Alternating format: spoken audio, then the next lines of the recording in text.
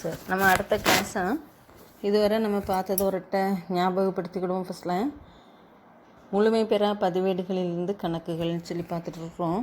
முழுமை பெறா பதிவேடுனா என்ன, முழுமை பெறா பதிவேட்டினுடைய தன்மைகள், முழுமை பெறா பதிவேட்டினுடைய குறைபாடுகள், முழுமை பெறா பதிவேட்டை எவ்வாறு இரட்டை பதிவு முறையிலிருந்து வேறுபடுத்தி காட்டலாம் அப்படின்னு சொல்லிட்டு பார்த்தோம்.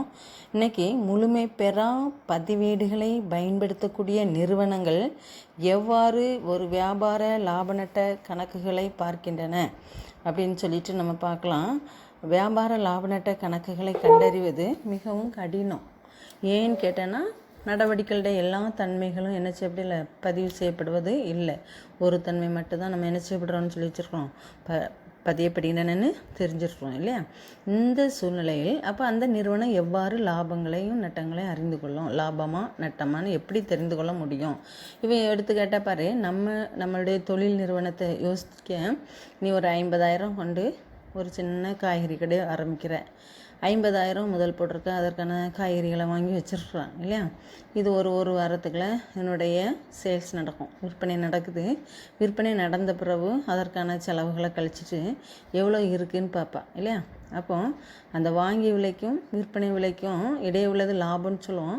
இந்த லாபம் டைரெக்டாக லாபம் சொல்லக்கூடாது. இதில் என்ன சொல்லுவோம், செலவுகளையும் நம்ம என்ன செஞ்சுருப்போம், கழிச்சிருப்போம் இல்லை. வாங்கிய விலை ப்ளஸ் என்ன செய்வோம், செலவுகள், இந்த ரெண்டையும் சேர்த்துன்னு சொன்னால் தான் நம்மளுடைய அன்றைய ஒரு பொருளுக்காக நாம் செலவழிக்கப்பட்ட தொகை அல்லது கொள்முதல் விலைன்னு சொல்லலாம் இல்லையா.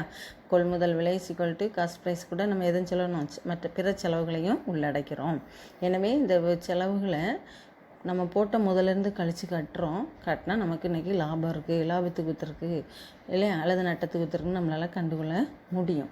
இதே போல் தான் அந்த வியாபார நிறுவனங்கள் ஒரு நிறுவனத்தினுடைய தொடக்க முதலுக்கும் இறுதி முதலுக்கும் இடையே உள்ள வேறுபாடு லாபம் அடைந்துள்ளதா அல்லது நட்டம் அடைந்துள்ளதா என்பதனை கண்டுகொள்கின்றனர்.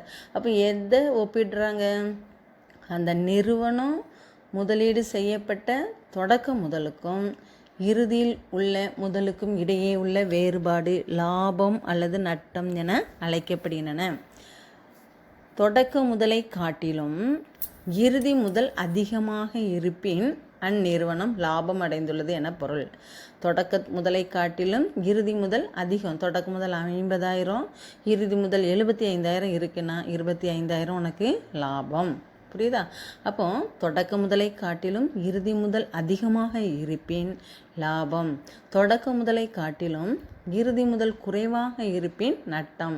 50,000 தொடக்க முதல், இறுதி முதல் 40,000 சொன்னால் எவ்வளோ நட்டம், 10,000 நட்டம். எனவே இந்த கணக்கின் அடிப்படையில் அவங்க தங்களுடைய லாப நட்டங்களை அறிந்து கொள்வாங்க. இந்த லாப நட்டங்களை அறிந்து கொள்ளும் போதும் சில விவரங்களிலிருந்து அவங்களுடைய விடுபட்ட தகவலை நம்ம என்ன செய்ய முடியும்னா கண்டறிந்தோம் வியாபார கணக்கில் தயாரிக்கலாம்னு சொல்லி கொடுக்கப்பட்டிருக்கோம். அந்த இறுதி கணக்குகளை தயாரிக்கக்கூடிய வழிமுறைகள் பின்னால் உள்ள கிளாஸில் பார்க்கலாம். இப்போ எவ்வாறு நிலை அறிக்கைனா என்ன, நிலை அறிக்கையில் இருந்து அவங்க எவ்வாறு லாப நட்டை அறிந்து கொள்கிறாங்க அப்படின்னு பார்க்குறோம். ஏன் இப்போ நிலை அறிக்கை நம்ம புகுத்துறோம் அப்படின்னு சொல்லும்போது, முதல்ல உனக்கு தேவை தொடக்க முதல் காண வேண்டும், தொடக்க முதல் காண வேண்டும். இந்த தொடக்க முதல் காண்பதற்காக பயன்படுத்தக்கூடிய ஒன்று தான் நிலை அறிக்கை. அப்போது ஒரு நிறுவனத்தினுடைய தொடக்க முதலும் நமக்கு தெரிஞ்சிருக்கணும், இறுதி முதலும் தெரிஞ்சிருக்கணும். அப்போ இந்த தொடக்க முதலும் இறுதி முதலும் தெரிந்து கொள்வதற்காக நாம் தயாரிக்கக்கூடிய ஒன்று தான் நிலை அறிக்கை என அழைக்கப்படுகிறது. அப்போ இப்போ நீ திரும்ப நம்ம நிலை அறிக்கை என்றால் என்ன, எவ்வாறு தொடக்க முதலையும் இறுதி முதலையும் காண்கிறோங்கிறத அடுத்ததில் உனக்கு ஒரு சின்ன நிலை அறிக்கையுடைய மாதிரி படிவத்தை காட்டுறோம். நிலை அறிக்கை மாதிரி படிவத்தை காட்டிட்டு எவ்வாறு தொடக்க நிலை அறிக்கை எவ்வாறு இறுதி நிலை அறிக்கை தயாரிக்கிறோன்னு சொல்லிட்டு பார்த்தா அப்புறம் கணக்கு செய்யக்கூடிய வழிமுறைக்கு போகலாம்.